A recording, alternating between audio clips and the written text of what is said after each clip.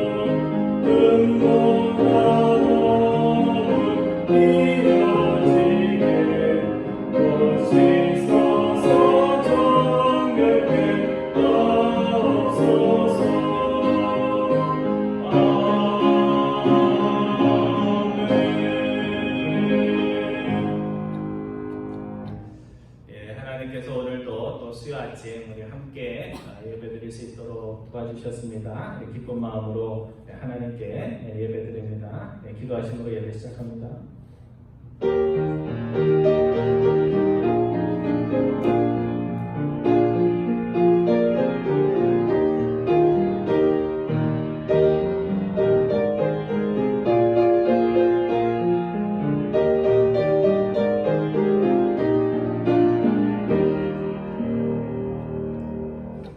죽는 것은 사람에게 정하신 것이요 그 후에는 심판이 있으리라. 여호와의 말씀이니라. 너희를 향한 나의 생각을 내가 아나니 편안히요 재앙이 아니라 너희에게 미래와 희망을 주는 것이니라. 심판의 길을 걸어가던 저희들을 생명의 길로, 영생의 길로, 행복의 길로 인도하기 위해 저희들 구원해 주신 하나님 아버지, 수요일 이 아침 주님 전에 나와 구원의 하나님이신 주님을 찬양하며 예배드릴 수 있도록 인도하여 주심을 감사를 드립니다. 저희들 항상 살아가면서 언제든지 주님이 부르시면 주님 앞에 서야 한다는 것을 머리로서는 알면서도 마음으로 잊고 내 생각과 내 뜻대로 살아갈 때가 많은 저희들임을 주님 앞에 고백을 드립니다. 주님을 만날 그 준비가 인생의 마지막 순간이 아니라 지금 이때 이루어져야 함을 항상 마음에 새기며 살아가는 저희들 다 될 수 있도록 인도하여 주옵소서. 이 시간 마음을 다해 뜻을 다해 주님을 찬양합니다. 저희들의 예배를 통하여 큰 영광 받아주시고 또 저희들 마음속에 하나님을 기억하며 하나님의 뜻을 행하는 결단이 일어나는 귀한 예배 될 수 있도록 인도하여 주옵소서. 감사드리오며 우리 주 예수 그리스도의 이름으로 기도드리옵나이다. 아멘. 우리 다 같이 일어나셔서 우리 첫 번째 찬양 부릅니다. 447장 447장, 통일 찬송가로는 448장입니다. 447장, 이 세상 끝날까지.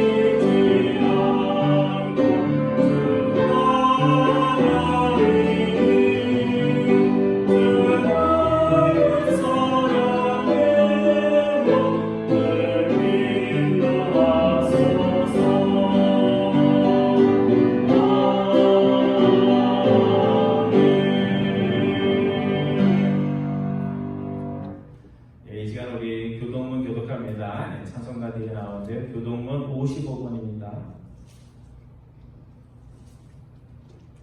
교동문 55번, 시편으로 127편입니다.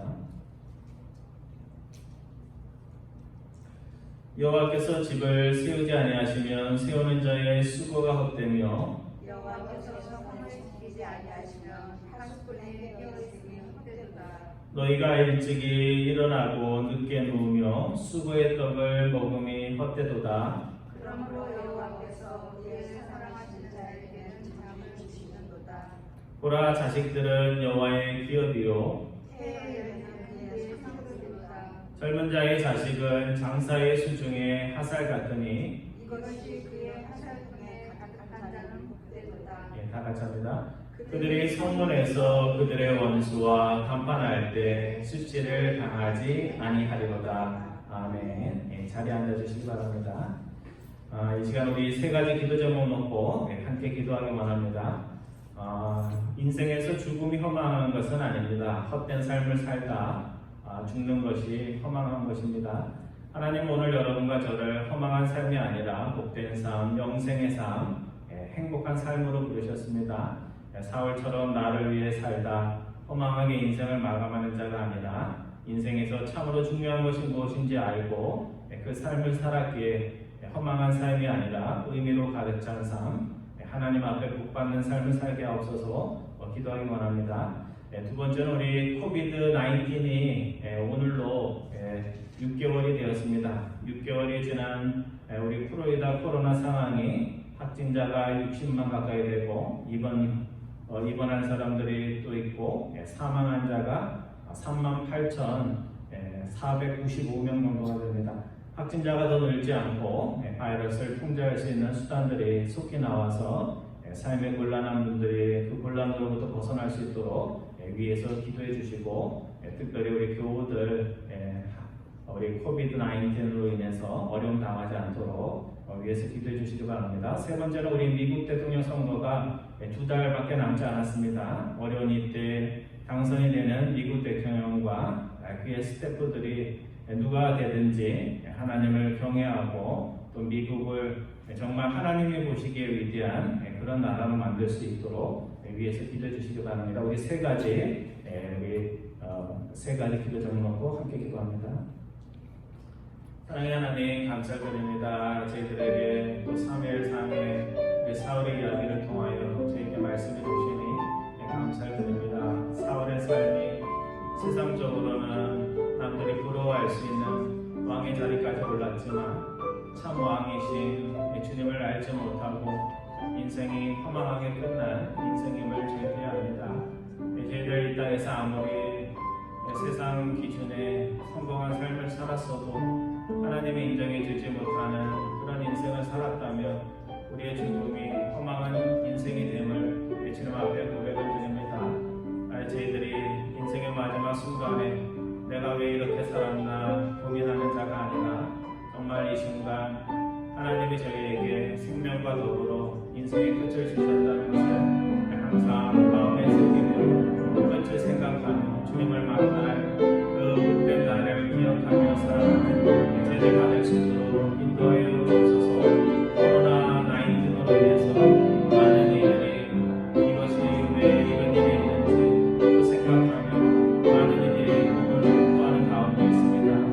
주님 저희들의 하나님의 뜻을 깨닫는 귀한 계기가 될 수 있도록 인도하여 주시고 또 우리의 삶의 기초와 이 믿음의 무기들을 점검해 볼 수 있는 그런 기회가 되게 인도하여 주시고 또 치료하기 위해 질병을 이기기 위해 수고하는 모든 연구자들과 또 병으로 인하여 고통받는 자 또 그들을 고치기 위해서 또 또한 우리 의료진들 주께서 기억하여 주셔서 어려운 상황 속에서도 그 있는 일에 모든 분들을 위해 한분한분 주님께서 복 내려주시고 또 이를 통하여 좋은 소식과 좋은 일들이 또 임할 수 있도록 주님께서 은혜를 더하여 주옵소서.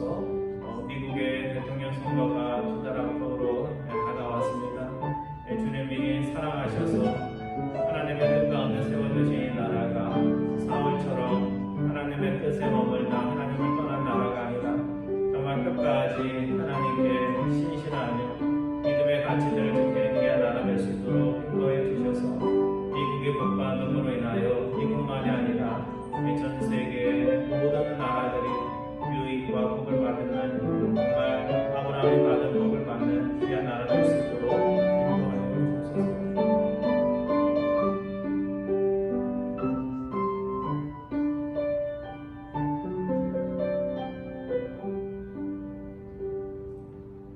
사랑의 하나님 감사를 드립니다. 연약하고 부족한 저희들 항상 말씀과 기도의 자리로 인도하여 주시니 감사를 드립니다.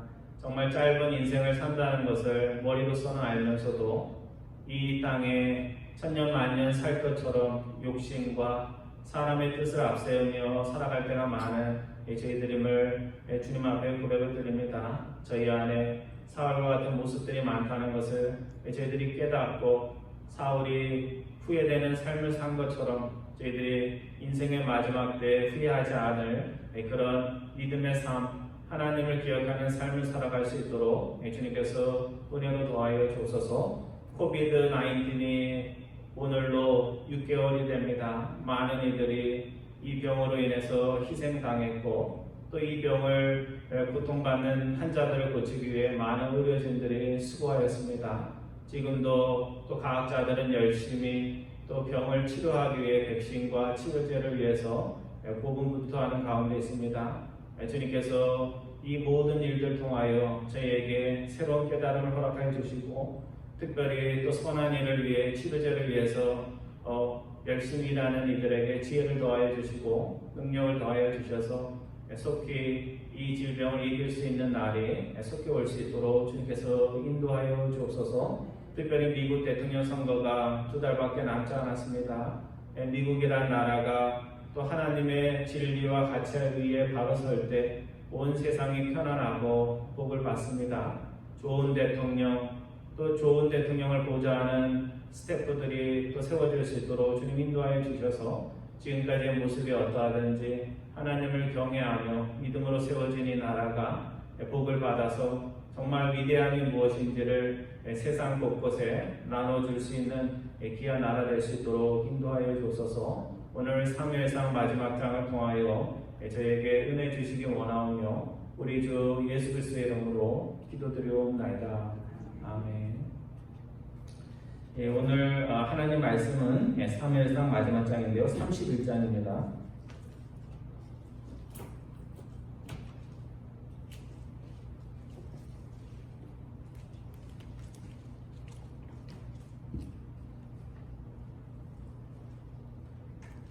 사무엘상 31장 1절부터 마지막 절 13절까지 우리 한 절씩 교독합니다. 사무엘상 31장입니다. 블레셋 사람들이 이스라엘을 침해 이스라엘 사람들이 블레셋 사람들 앞에서 도망하여 길보아 산에서 엎드러져 죽으니라. 블레셋 사람들이 사울과 그의 아들들을 추격하여 사울의 아들 바나단과 아비나답과 말기사를 죽이니라. 사울이 패전함에 할 쏘는 자가 따라잡으니 사울이 그 할 쏘는 자에게 중상을 입은지라. 그가 무기를 든 자에게 이르되 내 칼을 베어 그것으로 나를 찌르라. 할례 받지 않은 자들이 와서 나를 찌르고 모욕할까 두려워하노라 하나 무기를 든 자가 심히 두려워하여 감히 행하지 아니하니라. 이에 사울이 자기의 칼을 뽑아서 무기를 엎드려지매 무기를 든 자가 사울이 죽음을 보고 자기도 자기 칼 위에 엎드러져 그와 함께 죽으니라. 사울과 그의 세 아들과 무기를 든 자와 그의 모든 사람이 다 그날에 함께 죽었더라. 골짜기 저쪽에 있는 이스라엘 사람과 요단 건너쪽에 있는 자들이 이스라엘 사람들이 도망한 것과 사울과 그의 아들들이 죽었음을 보고 성읍들을 버리고 도망하며 블레셋 사람들이 이르러 거기에서 사니라. 그 이튿날 블레셋 사람들이 죽은 자를 건기러 왔다가 사울과 그의 세 아들이 길보아 산에서 죽은 것을 보고 사울의 머리를 떼고 그의 갑옷을 벗기고 자기들의 신당과 백성에게 알리기 위하여 그것을 블레셋 사람들 땅 사방에 보내고 그의 갑옷은 아스타로스의 집에 두고 그의 시체는 벳산 성벽에 못 박되 길르한 야베스 주민들이 블레셋 사람들이 사울에게 행한 일을 듣고 모든 장사들이 일어나 밤새도록 달려가서 사울의 시체와 그의 아들들의 시체를 벳산 성벽에서 내려가지고 야베스에 돌아가서 거기서 불사르고 13절 말씀 같이 봅니다. 그의 뼈를 가져다가 야베스의 셀나무 아래에 장사하고 7일 동안 금식하였더라. 아멘. 제가 미국에 온 지 이제 20년이 넘었습니다. 30년, 50년 사신 분들도 계신데요.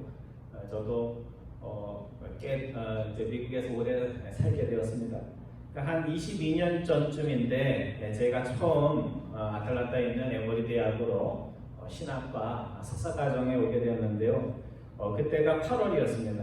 그러니까 8월이니까 여름인데 한참 더운 여름인데 장마철이 아닌데도 그 가을에 굉장히 비가 많이 왔습니다. 그래서 이렇게 비가 많이 오나 할 정도로 그렇게 비가 많이 와서 좀 사람이 우울해질 수 있는 그런 분위기로 비가 참 많이 왔습니다. 그래서 처음 유학 와갖고 동문 모임에 나가서 또 공부하시는 분들, 목회하는 목사님들을 만났는데요. 그때 이제 박사과정을 하면서 논문을 다 쓰고 이제 논문 쓴 다음에는 이제 인터뷰라는 걸 하거든요. 뭐 그런 마지막 절차만 남은 그런 목사님을 뵙게 되었습니다. 잘 아는 분은 아니고 그냥 미국에 와서 그냥 만나게 된 그런 분입니다. 저는 지금 박사과정도 아니고 석사과정 1년 과정으로 와서 지금 석사과정 끝나고 공부 성적 잘 받아가지고 또 박사과정 공부하고 그것도 잘 돼야지 졸업을 하는 그런 처음 유학생활의 처음을 지금 하고 있는데 그분은 박사과정의 모든 어려운 과정들을 끝내고 이제 자신이 그토록 꿈꾸던 신학교로 돌아가서 이제 티칭, 가르치는 일을 하게 된 그런 분입니다. 저도 그때 나는 언제 저분처럼 박사과정도 하고 공부도 마치고 또 교수도 되나 하는 그런 생각을 하기도 벅찬 저보다는 한참 인생이 앞서갔던 그런 분이었습니다. 그런데 동문 모임에서 그분을 만나고 나서 정말 며칠이 지나지 않아서 비보, 슬픈 소식이 들려왔습니다. 그분이 메일 박스에 메일을 가지러 가다가 레츄럴로 갑자기 쓰러져서 돌아가셨다는 그런 이야기였습니다. 처음 와서 내가 앞으로 가야 할 길을 갔던 한 동문 선배, 정말 행복하게 잘 살고 있다, 그래도 성공적으로 살고 있다는 그 한 분의 죽음을 지켜보면서 제가 그때 큰 충격을 받았습니다. 하나님이 너 인생이 너 계획대로 되는 것이 아니고 다 모든 인생은 하나님의 손에 달려있다라는 것을 저에게 보여주시면서 공부든 열심히 하되 누구를 바라보라고요? 하나님 항상 바라보면서 인생을 살아야 된다 하는 또 근본적인 진리를 저에게 말씀해 주셨습니다.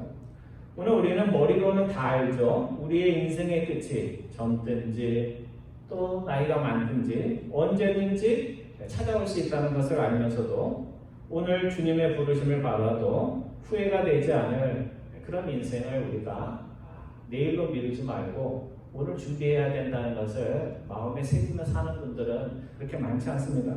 오늘 사무엘상 31장은 사무엘상의 마지막 장이요, 또 사울의 인생의 마지막이 어떻게 진행이 됐는지를 보여주는 그런 장이라고 할 수 있습니다. 굉장히 짧은 장인데요, 그 짧은 장 안에서도 또 하나님이 주시는 여러 가지 교훈들이 있습니다.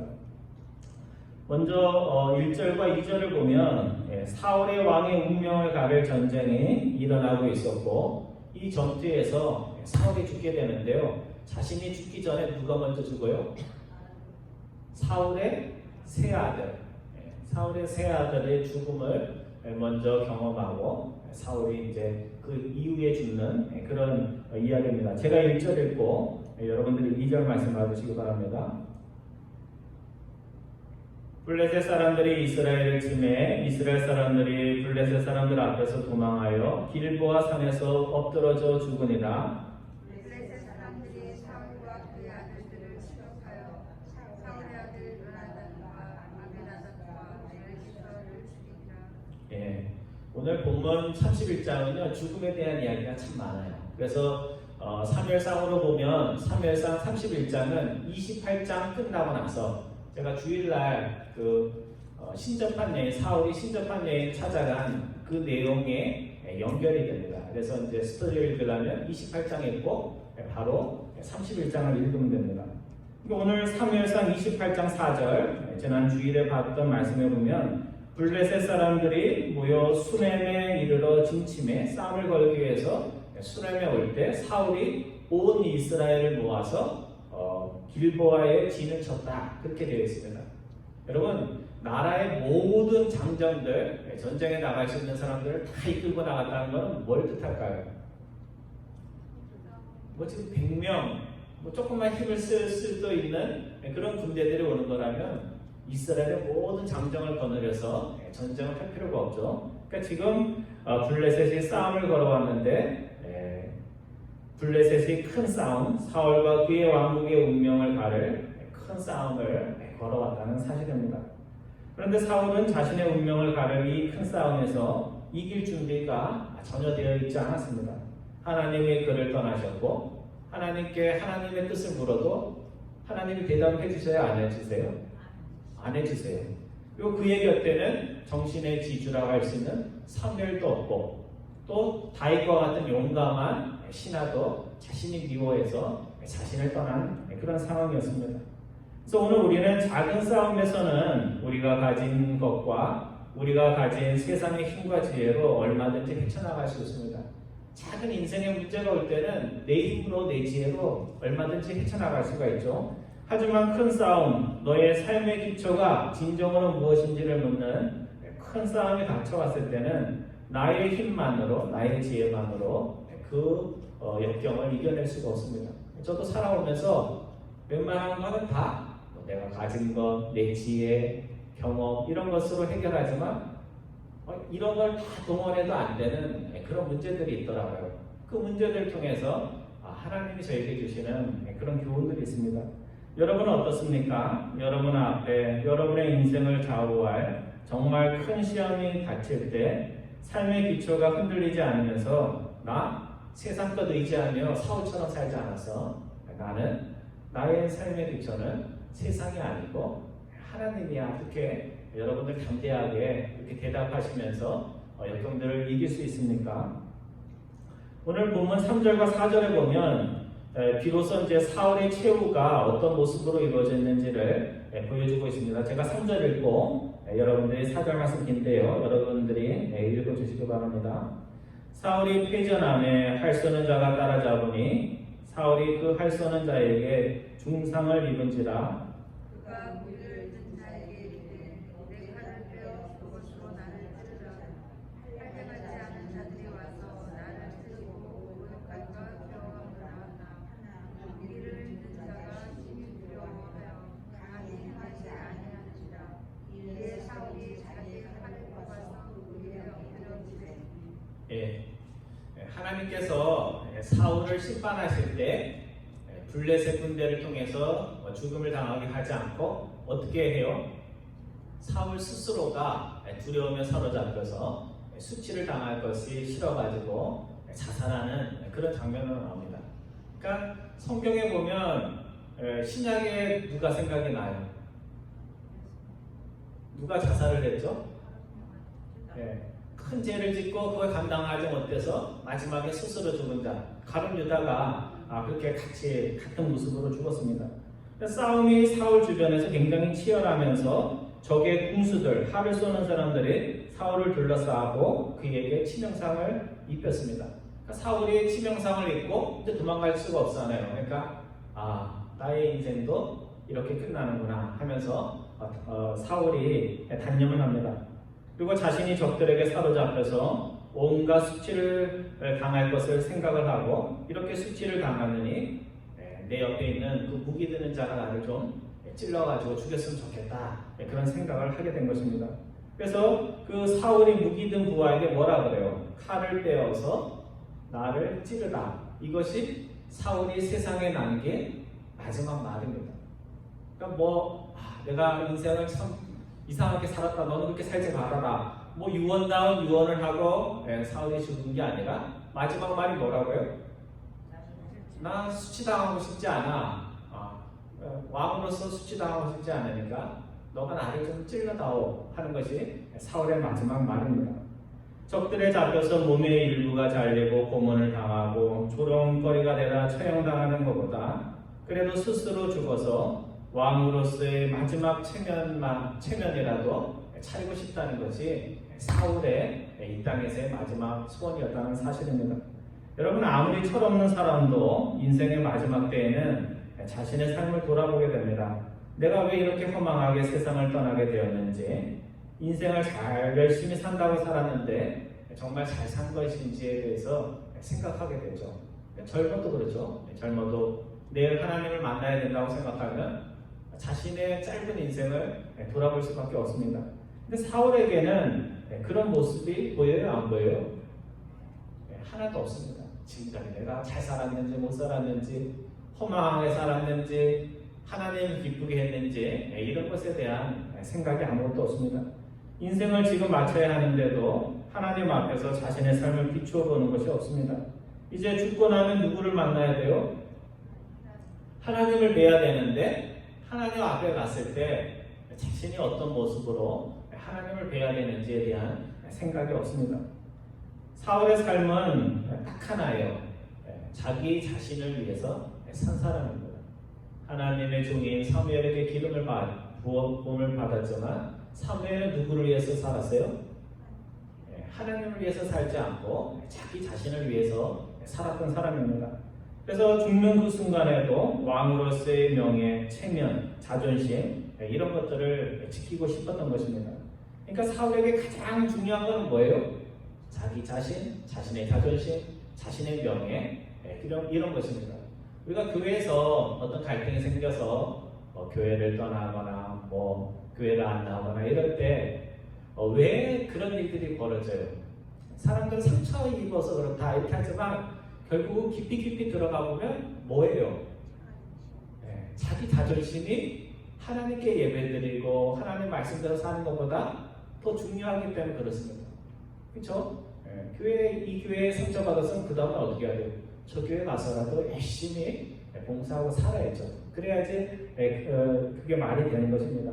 다윗은 하나님의 이름에 모독당할 때 자기 일처럼 생각하고 아직 소년이고 훈련받은 군인이 아님에도 불구하고 목숨을 걸고 골리앗과 싸우러 나갔습니다. 하지만 사울의 모습은 지금 죽는 그 순간에도 왕으로서의 자신의 명예만을 생각할 뿐 자신이 하나님 앞에 어떻게 살았는지에 대한 그런 질문조차 있지 않습니다. 말로는 뭐라고 그래요? 저 할례받지 않은 자들에게 내가 모욕당할 수 없다 하면서 이 할례받지 않은 백성이라는 뜻은 무슨 뜻이냐면 언약받지 않은 백성에게 내가 죽음당하는 수치를 당하고 싶지 않다 이런 종교 언어를 하고 있지만 사울의 마음에는 뭐가 없어요? 종교의 형식들은 있지만 하나님이 없습니다. 그러니까 우리가 종교와 종교 행위와 하나님을 알고 하나님을 사랑하고 하나님께 순종하는 것은 별개의 일이에요. 남들이 볼 때는 기도도 많이 하는 것 같고 교회에서 인정받는 것 같아도 내 마음에 뭐가 없을 수 있어요? 살아계신 하나님이 없을 수가 있어요. 그러니까 우리가 종교 행위가 아니라 산 하나님이 우리 마음에 있어야 됩니다. 오늘 본문 5절과 6절에 보면 섹스피어 비극에 나오는 마지막 장면 같아요. 총 쏘고 이러는 영화의 마지막 장면과 같습니다. 주인공이 죽고 나서 주인공만 죽는 것이 아니라 주인공 주위에 있던 모든 사람이 함께 어떻게 해요? 함께 죽어요. 그래서 함께 죽는다는 말이 반복돼서 나옵니다. 제가 5절 읽고 여러분들이 6절 말씀 읽어주시기 바랍니다. 무기를 든 자가 사울이 죽음을 보고 자기도 자기 칼 위에 엎드러져 그와 함께 죽으니라. 사울과 그의 세 아들과 무기를 든 자와 내 모든 사람이 다 그날에 함께 죽었더라. 함께 죽었다는 말 몇 번 나와요? 2번 나와요. 혼자 죽은 게 아니고 그날 이 사람도 함께 죽고 또 저 사람들도 함께 죽었다. 그래서 죽음이 함께 이루어졌다는 사실을 강조하고 있습니다. 사울은 자신이 죽는 그 순간에도 자기의 자존심과 명예를 생각하느라고 자기 앞에서 평생 무기를 들어줬던 그 신하의 입장은 생각하지 않습니다. 그러니까 무기 든 자가 사울이 왕을 찌르려 할 때 찔러요, 못 찔러요? 찌르지는 못합니다. 왜 못 찔렀을까요? 왕이 부탁을 하는데 왜 마지막 부탁을 못 들어줬을까요? 하나님께 기름 부은 자를 찌르면 자신이 따라서 죽을지라도 죽음 후에도 자신에게 하와 저주가 있다 이렇게 생각할 수밖에 없었기 때문에 그렇습니다. 그러니까 사울 입장에서는 죽기 전에 적들에 의해 수치당하지 않게 해달라고 부탁을 한 것이지만 무기든이 입장에서 보면 왕이 죽으면서도 자신에게 죽어서도 씻을 수 없는 죄를 지으라고 강요를 한 것이 되는 것입니다. 또 본문 5절과 6절에 보면 눈에 띄는 것은 함께 죽었다는 말입니다. 5절에 보면 누가 함께 죽었어요? 사울이 죽는 것을 보고 무기 든 자가 함께 죽습니다. 6절에는 누가 또 함께 죽어요? 사울이 죽는 그날 사울만 죽은 것이 아니라 그의 세 아들이 죽고 무기 든 자가 죽고 사울을 따랐던 모든 신하들이 그 날에 함께 죽었다 그렇게 말씀하고 있습니다.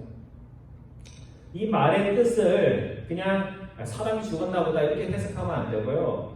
좀 더 크게 생각을 해야 됩니다. 이 말의 뜻은 사람이 사람의 생각과 뜻으로 열강하며 세운 그 왕이 죽었다는 얘기고 그런 왕이 죽을 때 혼자 죽은 것이 아니라 사람의 뜻으로 사울을 도왔던 많은 사람들이 어떻게 했다고요? 함께 죽었다는 거예요.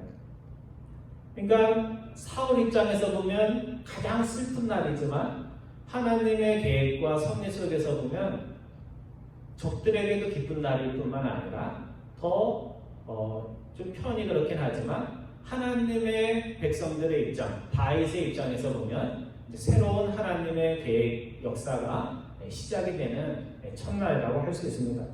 하나님의 섭리에서 보면 하나님 나라를 위해 사는 자를 핍박했던 원수들이 역사의 무대에서 사라지는 날, 하나님이 비로소 하나님의 사람인 다윗을 통해서 새 시대를 여는 그날이 시작이 되었다는 이야기입니다.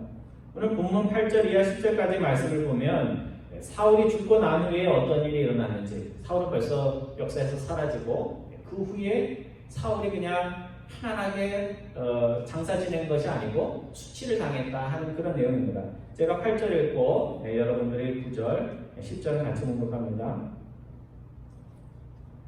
그 이튿날 블레셋 사람들이 죽은 자를 벗기러 왔다가 사울과 그의 세 아들이 길보아 산에서 죽은 것을 보고 사울의 머리를 들고 그의 갑옷을 벗기고 그의 심장과 구상에게 알리기 위하여 그것을 블레셋 사람들의 땅 10절 말씀 같이 봅니다. 그의 갑옷은 아스타롯의 집에 두고 그의 시체는 벳산 성벽에 못 박음에. 우리가 이렇게 생각할 수 있어요. 인생은 아무렇게 살다가 마지막에 그냥 죽어버리면 끝이야. 근데 그렇게 될까요? 아니, 그렇지가 않습니다. 삶을 막 살다가 좋게 인생을 마감할 수가 없어요. 인생을 좋게 마감하기 위해서는 어떻게 해야 돼요? 남들처럼 엄청나게 노력하고 항상 하나님의 힘과 노력을 의지하며 기도하는 마음으로 살지 않으면 좋은 인생을 마감할 수가 없습니다. 오늘 블레셋 사람들이 전쟁을 끝나고 나서 다시 전쟁터로 돌아왔어요. 왜 돌아왔을까요? 8절에 보면 뭐 때문에 돌아왔어요? 블레셋 군인들이 전쟁에 다 이기고 난 다음에 전쟁터에 왜 나타났을까요? 죽은 자를 벗기기 위해서. 무슨 뜻이에요? 옷이 귀할 때잖아요, 그죠? 옷이나 혹시 갑옷을 입고 있지는 않았지만 뭐 기중품이 있나 싶어서 그런 것들을 구하기 위해서 온 것입니다. 그러니까 퇴각하는 이스라엘 군인들이 사울과 그의 세 아들의 시신을 수습을 하지 못하고 전쟁터에 그대로 남기고 갔다는 것은 그만큼 전쟁이 치열하고 뜨거웠다는 것이요, 이스라엘의 싸움이 패배가 굉장히 컸다는 것을 이야기하는 것입니다. 여러분, 왕이 죽었으면 그냥 도망치겠어요? 그래도 시신이라도 챙겨가지고 가겠어요? 보통 때라면 왕을 챙겨서 왕의 시신이라도 챙겨서 갔을 텐데 그 다음에 어떻게 될 일을 알고도 도망을 쳤다는 것은 그만큼 전쟁이 굉장히 힘든 전쟁이었다는 것을 말하는 것입니다. 그래서 사울과 사울의 세 아들이 전쟁터에 그대로 남음으로 말미암아서 블레셋 사람들이 다시 와가지고 누구의 머리를 잘라요? 사울의 머리를 자르고 죽은 사람의 머리를 자르고 또 그의 갑옷, 옷을 벗기고 그 시신을 가져가는 일이 생긴 겁니다. 그리고 승전보를 알리기 위해서 블레셋 군인들이 사람들이 마을마다 우리가 이스라엘에 대승을 해가지고 이제 도저히 이스라엘은 우리의 적수가 되지 못한다 하는 것을 복음을 알리듯이 알린 것입니다. 그리고 10절에 보면 사울의 갑옷은 뭘로 가져가요? 아스타롯이라고 나오는데 결국은 자신들이 섬기는 신에게 선물로 감사의 뜻으로 드리고, 사울의 시신은 어떻게 해요? 성벽에 매답니다. 성벽에 매달아요. 우리가 사극 같은 거 보면 나오죠, 그렇죠? 뭐 역적이라고 사람들 머리를 효수한 다음에 그것을 백성들 보라고 이렇게 매달잖아요. 그와 같은 일들이 그 사울의 시대에도 있었던 모양입니다. 왜 그들이 사울의 갑옷을 자신의 신 아스타돌의 신전으로 모셔갔을까? 고대에서는 자신들이 전쟁에 이기면 자신이 믿는 신이 상대의 신보다 강하다는 것을 증명했다, 이렇게 생각을 했던 것입니다. 그러니까 누구한테 감사하고 간 거예요? 우리에게 전쟁의 승리를 주신 신에게 감사하기 위해서 그 왕의 갑옷을 벗겨서 그것을 신전으로 가져갔던 것입니다. 근데 사실은 진실은 달라요. 이거는 그들이 그렇게 생각을 한 것이고, 진실을 놓고 보면 다른 시각으로 봐야 됩니다. 아스다롯이 여호와 하나님보다 강해서 그들이 이스라엘 군대를 이긴 것이 아닙니다. 하나님이 사람의 뜻과 생각으로 세운 왕과 그 왕국, 인생이 이렇게 허망하게 끝날 수밖에 없다는 걸 보여주기 위해서 하나님이 누구의 손을 들어주신 거예요? 하나님의 백성이 이스라엘이 아니고 오히려 이스라엘이 이방인이라고 할례받지 않은 백성이라고 모독하는 그 사람들의 손을 들어주신 것입니다. 여러분, 우상과 하나님의 차이가 있어요. 우상은 항상 사람들이 사바사바 하면서 잘하면 누구 편을 들어요? 그렇게 하는 사람들, 우상을 섬기는 사람들의 편을 항상 들어줍니다. 하지만 우리가 섬기는 하나님은 누구의 편을 들어줘요? 우리가 막 기도를 많이 했다고 착한 일을 많이 했다 해서 우리의 손을 들어주시는 것은 아닙니다. 하나님은 우리가 우리의 욕심과 뜻에 의해서 이렇게 저렇게 종교적으로 우리의 마음대로 움직일 수 있는 분이 아니십니다. 하나님이 우리의 편이 되기 위해서는 한 가지 방법밖에 없어요. 우리가 하나님이 기뻐하시는 가치, 진리의 편에 서야 되고 하나님이 지금 싸우시고 있는 그쪽으로 가야 돼요. 하나님이 저 사람 편에서 싸우고 계시면 누구 편이 돼야 돼요? 저 사람이 싫어도 누구 편에 서야 돼요? 저쪽으로 가서 싸워야 됩니다. 그러니까 우리가 하나님을 쫓아가야 되는 것이지 우리 마음대로 하나님을 우리 편이 되게 할 수는 없습니다. 사울은 생전에 수치를 피하겠다고 자결까지 했지만 죽고 난 다음엔 어떻게 돼요? 자신이 그토록 원했던 명예, 자존심 이런 것을 지키지 못합니다. 사울의 시신이 적의 마을 벳산 성벽에 매달리게 됐는데요. 어떻게 매달렸을까요? 한번 여러분 상상을 해보세요. 머리가 있어요? 없어요? 머리가 없어요. 끔찍하게도 머리가 없는 시신이 걸렸어요. 옷이 있어요? 없어요? 옷도 없어요. 머리도 없고 옷도 없는 상태로 이스라엘의 왕이었던 사울이 지금 적진 벽에 매달려 있는 것입니다. 평생 다윗의 목을 자르겠다고 미움 속에 살던 사울이 적들의 손에 의해서 자신의 목이 잘리게 되었던 것입니다. 하나님께서 자신의 허망한 부귀영화와 자존심을 위해서 평생 살았던 사울처럼 이유 없이 부당하게 하나님의 계획 속에 있는 자들을 공격하는 이의 말로가 어떻게 되는지를 하나님께서 보여주신 것입니다. 그러니까 여러분, 그 사람의 직분이 뭐든 나이가 뭐든 그게 중요한 것이 아니고 저 사람을 통해서 하나님이 일할 때는 어떻게 해야 돼요? 우리가 두려운 마음을 가져야 됩니다. 어떤 사적인 감정이나 인간적 감정을 가지고 하나님이 일하기를 원하시는 그 사람의 발목이나 뭐 이런 것들을 하는 것은 굉장히 두려운 일입니다. 오늘 본문 11절 이하 13절에 보면 좀 암울한 이야기 가운데서 좀 이렇게 훈훈한 미담의 이야기가 나옵니다. 길르앗 야베스의 주민들이 희생을 무릅쓰고 밤에 가가지고 적진에 있는 사울의 시신을 가져다가 장사해주고 며칠 동안 애도했어요. 10일 동안 금식하면서 애도해준 그런 아름다운 미담으로 이야기가 끝나고 있습니다. 오늘 우리들이 보통 불행한 사람 이야기를 들으면 어떻게 반응해요? 참 안됐다. 이런 얘기는 다 해요. 그렇죠? 정말 마음이 악하거나 모질지 않으면 불행한 사람들, 아픈 사람들, 사업이 잘 안 되는 사람들, 코로나로 고생하는 사람들 보면 어떤 마음이 들어요? 안 됐어. 힘들겠어. 이런 마음과 소리를 합니다. 하지만 남들의 불행을 그냥 그렇게 얘기하는 것과 조금이라도 덜어주기 위해서 가지 않아도 될 곳에 가고 하지 않아도 될 수고를 하는 이들은 많지 않습니다. 교회에서도 보면 이거 해야 되지 않아요? 저거 해야 되지 않아요? 이렇게 얘기를 하면서도 정작 자신은 그것을 하지 않는 그런 많은 분들이 있을 수 있습니다. 근데 12절에 보면 길르앗 야베스 사람들이 지금 자신의 나라에서 안전하게 죽어있는 사울의 시신을 가져다가 장례식을 한 것이 아닙니다. 지금 어디에 있어요? 사울의 시신이 적진 깊숙한 곳에 있습니다. 그래서 지금 길르앗 야베스에서 사울의 시신이 걸려있는 벳산까지의 거리가 이렇게 따져보면요 15마일 정도 된다고 합니다. 제가 저희 와이프한테 하루에 몇 마일이나, 한 시간에 몇 마일이나 걸을 수 있냐 이렇게 했는데요. 우리가 한 시간에 부지런히 3시간을 걷는다고 지치지 않고 계속 똑같은 속도로 한다고 해도 몇 시간이 걸리는 거예요? 15마일이면? 1시간에 3마일 걸으면 15마일이면 몇 시간 걸려요? 5시간이 걸리죠. 중간에 쉬고 또 가다가 지쳐가지고 속도가 늘려지면 7시간이 걸릴 수 있는 그 길을 밤에 떠나서 사울의 시신을 수습해서 적진으로부터 가져온 것입니다.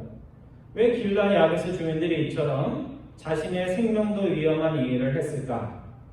그냥 한 것이 아니에요. 길르앗 야베스 사람들이 아무 이유 없이 그렇게 한 것이 아닙니다. 사무엘상 11장을 읽어보면요, 우리가 추측을 할 수 있는데 사울이 처음 왕이 되었을 때, 그러니까 하나님을 떠나지 않고 하나님이 함께하면서 하나님의 성령이 함께할 때 사울이 첫 번째 하나님이 보시기에 기뻐한 일을 했습니다. 그게 뭐냐면 길르앗 야베스가 암논 왕에 의해서 협박을 당하고 위험에 처했을 때 길르앗 야베스 주민들을 사람들을 이끌고 나와서 전쟁에서 구원을 해줍니다. 그래서 사울의 제위 기간이 얼마인지 정확히 알 수 없지만 사울이 20년을 제위했다고 계산을 하면 이 길르앗 야베스 주민들이 사울이 처음 왕이 됐을 때 20년 전에 했던 그 은혜의 사건을 기억했다가 20년 만에 은혜에 보답하는 그 일이 일어난 것입니다. 여러분, 산 사람에게 은혜를 입어도 그 은혜를 다 갚는 것이 쉽지 않습니다. 근데 이미 고인이 된 사람, 은혜를 갚았다고 해서 나에게 돌아올 것이 없는 사람에게 은혜에 보답한다는 것은 쉬운 일이 아닌데 지금 누가 그 일을 하고 있어요? 길르앗 야베스 주민들이 그 일을 하고 있는 것입니다. 성도 여러분, 사울의 허망한 최후가 그냥 쓸쓸함으로 끝나지 않고 그나마 마지막에 미담으로 끝날 수 있었던 것은 그냥 길르앗 야베스 사람들이 좋아서가 아니고 사울이 생전에 뭘 베풀었기 때문에 그래요. 하나님이 기뻐하는 일을 하고 그 사람들의 생명을 구해주는 선행을 했기 때문에 그렇습니다. 하나님이 갈라디아서 6장 7절에 우리가 잘 아는 말씀을 하십니다. 우리 한번 찾아볼까요? 갈라디아서 6장 7절.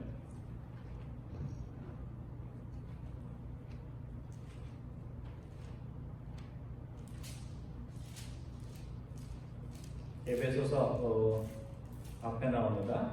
갈라디아서 6장. 제가 7절 읽고 여러분들 8절 읽고 9절은 같이 공독합니다. 갈라디아서 6장 7절부터 9절 말씀입니다. 제가 7절 읽습니다. 스스로 속이지 말라. 하나님은 업신여김을 받지 아니하시나니 사람이 무엇으로 심든지 그대로 거두리라. 자기의 지체를 위하여 심는 자는 지체로부터 썩어질 것을 거두고 성령을 위하여 심는 자는 성령으로부터 영생을 거두리라. 9절 말씀 다시 합니다. 우리가 선을 행하되 낙심하지 말지니 포기하지 아니하면 때가 이르매 거두리라. 사람들이 그 갈라디아서 말씀을 놓고 굉장히 부담스러워하는데요. 이 말씀은 누가 읽느냐에 따라 부담스러운 말씀도 되고 누가 읽느냐에 따라서 격려가 되는 말씀도 있어요. 하나님의 뜻을 쫓아 열심히 사는 자들에게는 격려의 말일까요? 부담되는 말씀인가요? 심은 대로 거둔다는 것. 열심히 인생에서 선한 씨앗을 뿌리는 사람들에게는 선한 열매를 계속 거둘 거라는 격려의 말이고, 여기에 보면 8절에 보면 육체를 위해서 심는 자, 자신의 욕심을 위해서 하나님을 믿고 자신의 욕심을 위해서 사람을 미워하고 자신의 육체를 위해서 세상 것을 택하는 자들은 뭘 거둔다고요? 썩어질 것. 그 썩어질 것에는 뭐도 들어가는지 아세요, 여러분? 썩어질 재산, 돈, 썩어질 건강, 썩어질 성공도 다 들어가 있습니다. 그러니까 이 썩어질 것이라는 것은 뭐 사라질 것 이런 뜻이 아니고 옛사람의 그런 것들을 말하는 것입니다. 그러니까 사울이 허망하게 죽은 것은 그가 육체를 위해서 씨앗을 뿌리며 살았기 때문이요. 그가 수치를 당할 그때 적진에 그대로 남지 않고 다시 이스라엘로 돌아와서 7일간의 애도를 받을 수 있었던 것은 뭐 때문에 돌아온 거예요? 사울이 그나마 왕이었을 때 선한 씨앗을 뿌렸던 것, 하나님의 성령에 사로잡혀서 하나님을 기쁘시게 하는 일을 한 것이 한 번은 있기 때문에 그와 같은 일들이 벌어졌다는 사실입니다. 성도 여러분, 나의 삶을 풍족하게 하는 것은 내가 남들에게 큰 사랑을 받고 은혜를 받아서 되는 것은 아닙니다. 또 우리가 이 땅에서 오래 살아서 그 일이 이루어지는 것은 아니에요. 풍족한 삶은 어떻게 오는 거예요?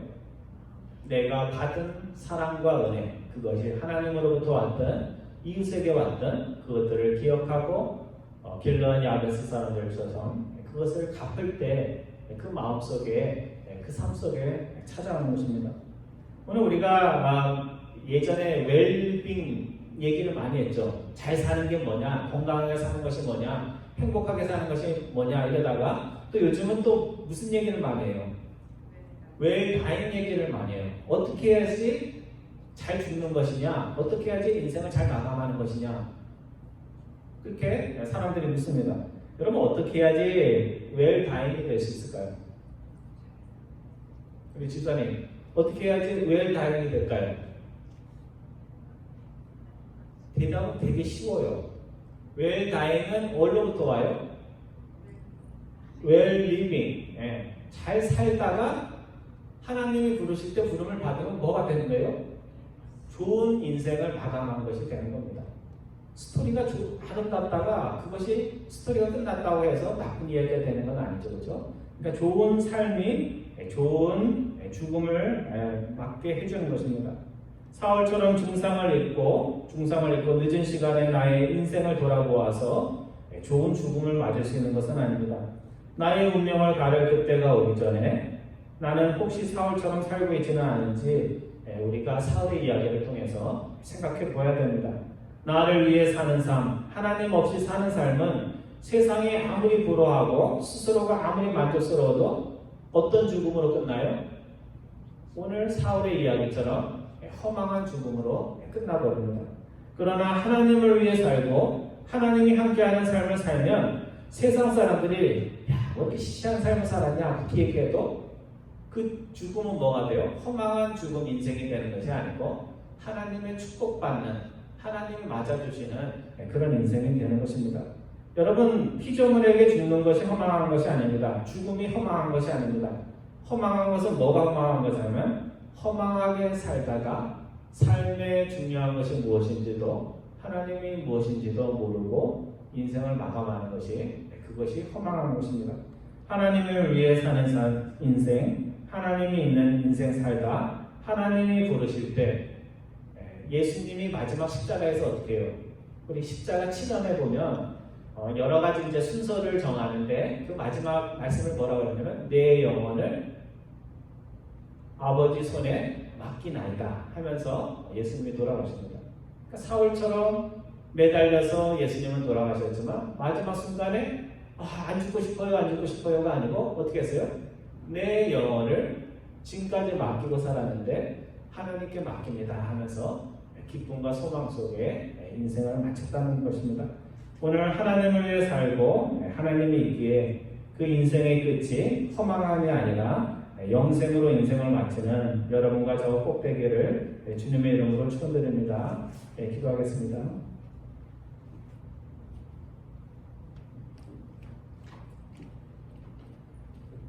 사랑의 하나님, 생명의 말씀인 성경의 말씀을 통하여 우리의 삶이 어디서 오고 어디로 가는지, 어떤 인생이 잘 사는 인생이요 인생을 아름답게 마감하는 것인지 가르쳐 주시니 감사를 드립니다. 사울처럼 짧은 인생을 살면서 100년, 1000년의 욕심을 보이다 허망하게 인생 마감하지 않고 몇 년의 삶을 살지라도 남들보다 짧은 인생을 살지라도 하나님을 알기에, 하나님이 함께하기에 영생으로 삶이 끝나는 그런 인생을 사는 저희들 다 될 수 있도록 축복하여 주옵소서. 감사드리오며 우리 주 예수 그리스도의 이름으로 기도드리옵나이다.